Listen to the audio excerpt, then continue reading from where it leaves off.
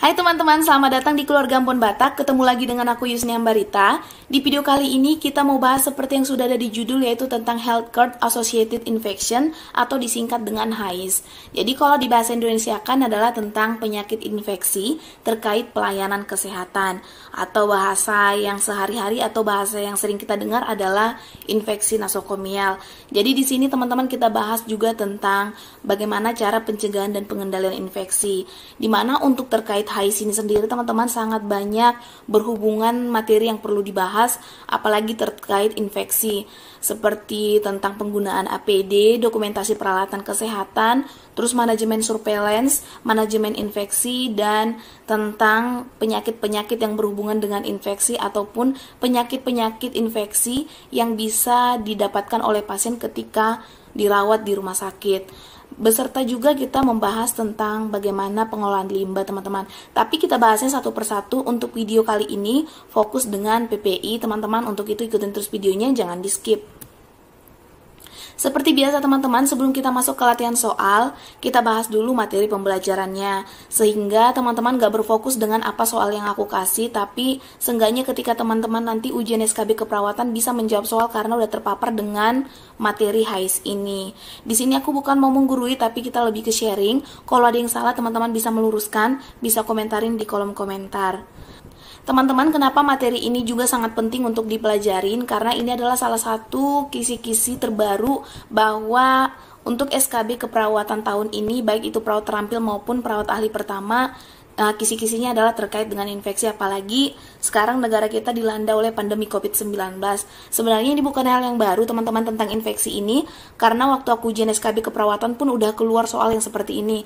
Tapi aku belum memahami lebih detail seperti yang sekarang. Cuman lagi aku bisa menjawab soalnya karena saat itu rumah sakit kita sedang persiapan akreditasi.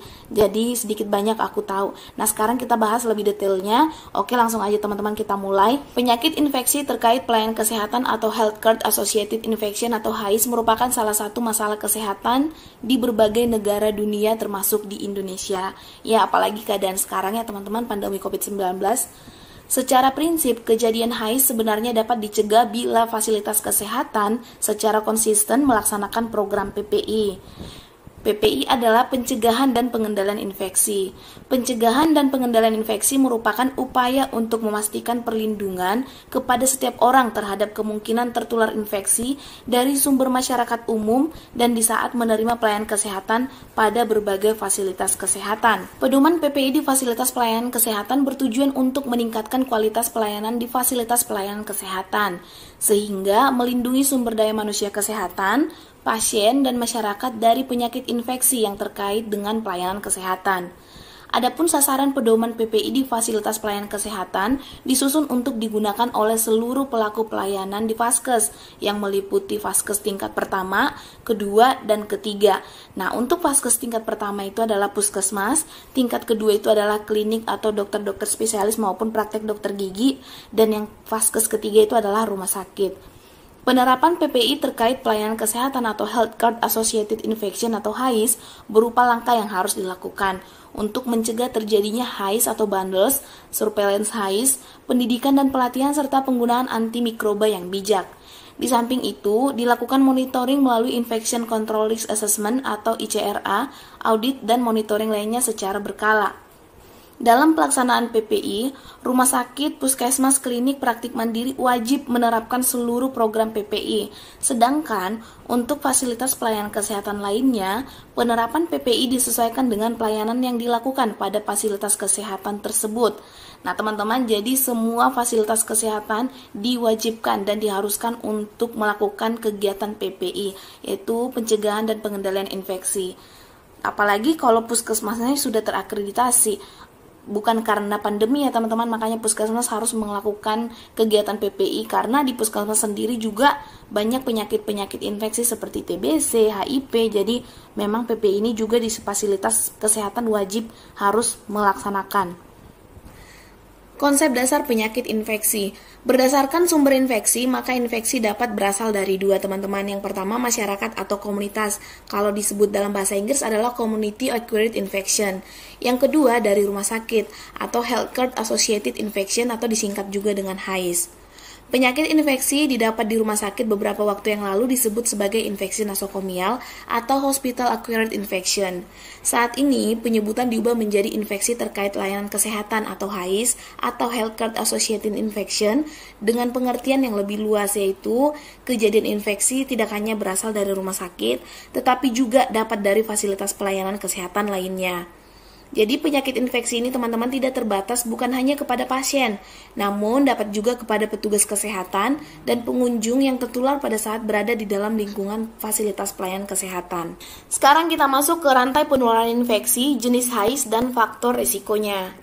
Infeksi merupakan suatu keadaan yang disebabkan oleh mikroorganisme patogen dengan atau tanpa disertai gejala klinik. Infeksi terkait pelayanan kesehatan atau Healthcare Associated Infection yang selanjutnya disingkat dengan HAIS merupakan infeksi yang terjadi pada pasien selama perawatan di rumah sakit dan fasilitas pelayanan kesehatan lainnya, di mana ketika masuk tidak ada infeksi dan tidak dalam masa inkubasi, termasuk infeksi dalam rumah sakit tapi muncul setelah pasien pulang. Juga infeksi karena pekerjaan pada petugas rumah sakit dan tenaga kesehatan terkait proses pelayanan kesehatan di vaskes. Rantai infeksi atau chain of infection merupakan rangkaian yang harus ada untuk menimbulkan infeksi. 6 komponen rantai penularan infeksi yaitu: pertama, agent infeksi atau infection agent, yang kedua, reservoir, ketiga, portal of exit atau pintu keluar, keempat, metode transmisi atau cara penularan, kelima, portal of entry atau pintu masuk, keenam, susceptible host atau penjamu rentan. Jadi ini teman-teman kalau bisa diingat, agent ini ada 6 komponen rantai penularan penyakit, jangan sampai yang ditanya tentang itu. Yang pertama, agen infeksi. Infection agent adalah mikroorganisme penyebab infeksi. Pada manusia, agen infeksi dapat berupa bakteri, virus, jamur, dan parasit. Ada 3 faktor pada agen penyebab yang mempengaruhi terjadinya infeksi, yaitu patogenitas, virulensi, dan jumlah atau dosis ataupun lot. Makin cepat diketahui agen infeksi dengan pemeriksaan klinis atau laboratorium mikrobiologi, semakin cepat pula upaya pencegahan dan penanggulangannya bisa dilaksanakan. Yang kedua, reservoir atau wadah tempat atau sumber agen infeksi dapat hidup, tumbuh, berkembang biak, dan siap ditularkan kepada pejamu atau manusia. Berdasarkan penelitian, reservoir terbanyak adalah pada manusia, alat medis, binatang, tumbuh-tumbuhan, tanah, air, lingkungan, dan bahan-bahan organik lainnya. Dapat juga ditemui pada orang sehat, permukaan kulit, selaput lendir mulut, saluran napas atas, usus, dan vagina juga merupakan reservoir. Yang ketiga, portal of exit atau pintu keluar. Portal of exit adalah lokasi tempat agen infeksi atau mikroorganisme meninggalkan reservoir melalui saluran napas, saluran cerna, saluran kemih, serta transplasenta. Yang keempat, metode transmisi atau cara penularan. Metode transmisi atau cara penularan adalah metode transport mikroorganisme dari wadah atau reservoir ke penjamu yang rentan. Ada beberapa metode penularan, yaitu dengan kontak, baik langsung maupun tidak langsung, seperti droplet, airborne melalui vehikulum atau makanan, air atau minuman, dan darah, dan melalui vektor biasanya serangga dan binatang pengerat. Yang kelima, portal of entry atau pintu masuk. Portal of entry atau pintu masuk adalah lokasi agen infeksi memasuki penjamu yang rentan dapat melalui saluran pernapasan, saluran cerna, saluran kemih, dan kelamin atau melalui kulit yang tidak utuh. Keenam, susceptible host atau penjamu rentan. Penjamu rentan adalah seseorang dengan kekebalan tubuh menurun sehingga tidak mampu melawan agen infeksi. Faktor yang dapat mempengaruhi kekebalan adalah umur, status gizi, status imunisasi, penyakit kronis, trauma, pasca pembedahan, dan pengobatan dengan imunosupresan. Faktor lain yang mempengaruhi adalah jenis kelamin, ras atau etnis tertentu, status ekonomi, pola hidup, pekerjaan, dan herediter. Jadi teman-teman, faktor yang mempengaruhi seseorang itu mudah terkena infeksi itu karena ini teman-teman, kalau bisa dipahamin, dihafal, diingat lah teman-teman ya. Nah, ini adalah skema rantai penularan penyakit. Jadi tidak ada kayak hal terputus, tapi dia berbentuk lingkaran saling berkesinambungan. Jenis atau Healthcare Associated Infection atau HAIS di pelayanan kesehatan. Jenis HAIS yang paling sering terjadi di fasilitas pelayanan kesehatan, terutama rumah sakit, mencakup 4 teman-teman. Yang pertama, Ventilator Associated Pneumonia.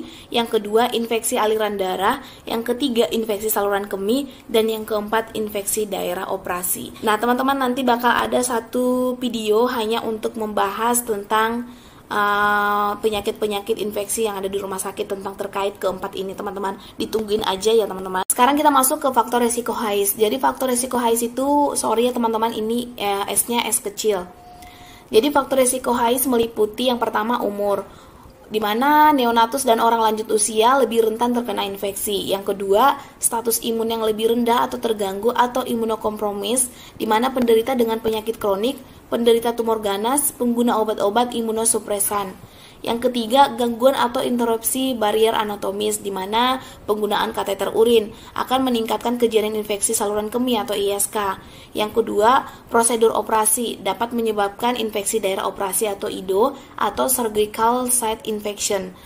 Yang ketiga, intubasi dan pemakaian ventilator, di mana meningkatkan kejadian ventilator associated pneumonia. Yang keempat, implantasi benda asing, di mana pemakaian mesh pada operasi hernia, pemakaian implan pada operasi tulang, kontrasepsi, alat pacu jantung, cerebrospinal fluid shunt, valvular atau vascular prosthesis. Yang kelima, faktor resiko HAIS adalah perubahan mikroflora normal, di mana pemakaian antibiotika yang tidak bijak dapat menyebabkan pertumbuhan jamur berlebihan dan timbulnya bakteri resisten terhadap berbagai antimikroba. Kewaspadaan standar yaitu kewaspadaan yang utama dirancang untuk diterapkan secara rutin dalam perawatan seluruh pasien di rumah sakit dan fasilitas pelayanan kesehatan lainnya, baik yang telah didiagnosa, diduga terinfeksi atau kolonisasi.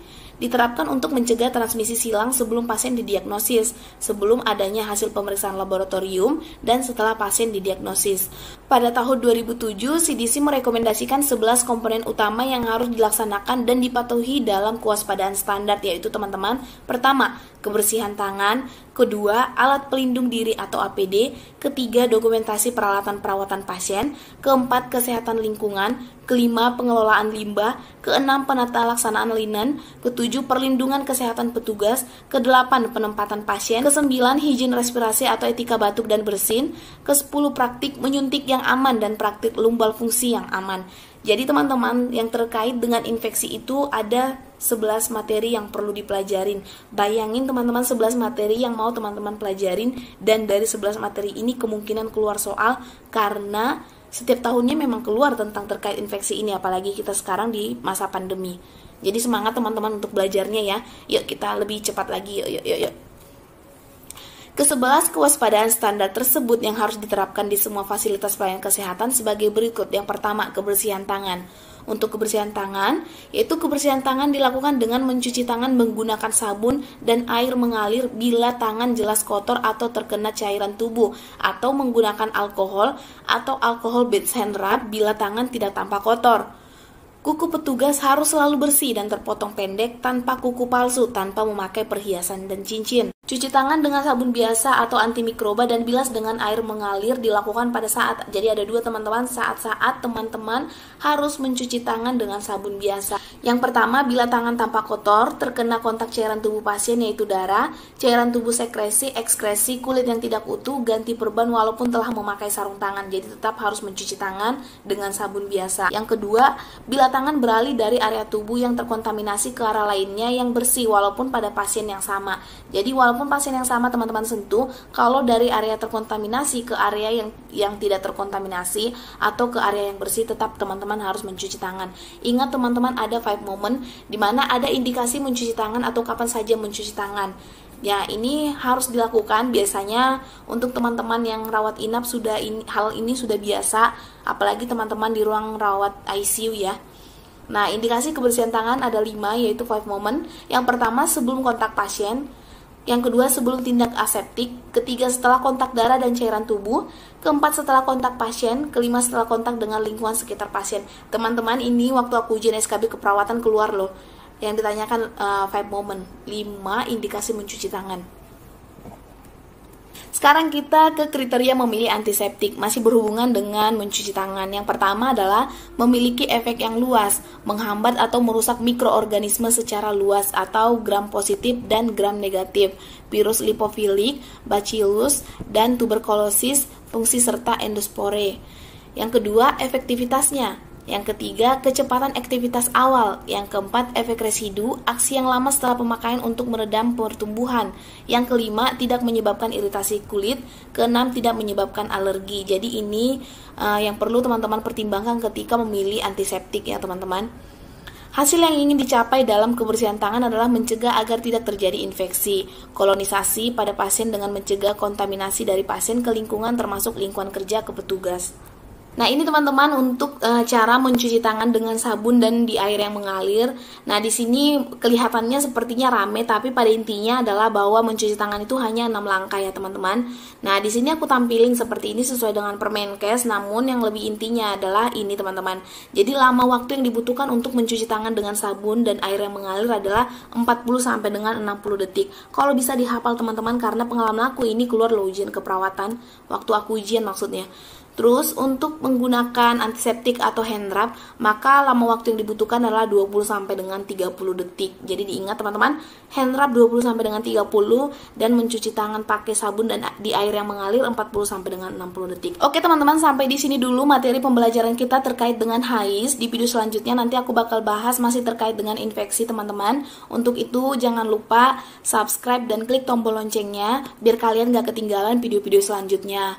Nah, sekarang kita masuk ke pembahasan soal. Yang pertama adalah apa yang dimaksud dengan infeksi nosokomial atau hospital acquired infection? A. Penyakit infeksi yang didapat di rumah sakit beberapa waktu yang lalu. B. Penyakit infeksi karena sakit. C. Penyakit infeksi yang didapat dari rumah. D. Penyakit infeksi tertular saat liburan. Jadi apa jawabannya teman-teman? Ya langsung aja jawabannya adalah A. Jadi penyakit infeksi yang didapat di rumah sakit ya teman-teman beberapa waktu yang lalu. Baik itu petugas, baik itu pasien, baik itu pengunjung. Yang kedua, suatu keadaan yang disebabkan oleh mikroorganisme patogen dengan atau tanpa disertai dengan gejala klinik disebut A. Pengertian infeksi nosokomial. B. Pengertian infeksi karena bakteri. C. Pengertian infeksi karena virus. D. Pengertian infeksi. Apa teman-teman jawabannya? Ya langsung aja, ya jawabannya adalah D. Pengertian infeksi. Sekarang kita ke soal yang ketiga. Apa saja komponen rantai penularan infeksi? A. Agen infeksi atau infectious agent, reservoir, portal of exit, metode transmisi, portal of entry, susceptible host. B. Penjamu rentan, pintu masuk, pintu keluar, dan pasien. C. Manusia, pasien, masyarakat, petugas kesehatan. D. Manusia, hewan peliharaan, dan kebersihan lingkungan. Jadi jawabannya apa teman-teman? Komponen rantai penularan infeksi? Ya, jawabannya adalah A. Soal yang keempat. Lokasi agen infeksi memasuki penjamu yang rentan dapat melalui saluran napas, saluran cerna, saluran kemih, dan kelamin atau melalui kulit yang tidak utuh. Pengertian dari A. Reservoir. B. Portal of exit. C. Metode transmisi. D. Portal of entry. Ya, apa teman-teman? Ya, jawabannya adalah D. Portal of entry. Soal yang kelima, ada 5 indikasi mencuci tangan atau 5 moment for hand hygiene adalah A. Sebelum kontak pasien, sebelum tindakan aseptik, setelah kontak darah dan cairan tubuh, setelah kontak pasien, setelah kontak dengan lingkungan sekitar pasien. B. Sebelum mengukur tanda-tanda vital, sebelum masuk ruangan, setelah masuk ruangan pasien, sebelum memberikan tindakan keperawatan, sebelum oral hygiene. C. Setelah kontak pasien, setelah kontak dengan lingkungan sekitar pasien, sebelum mengukur TTP, sebelum masuk ruangan, setelah masuk ruangan pasien. D. Sebelum kontak pasien, sebelum tindakan aseptik, setelah kontak darah dan cairan tubuh, sebelum masuk ruangan, setelah masuk ruangan pasien. Jadi apa teman-teman tadi 5 moment? Jadi jawabannya adalah A.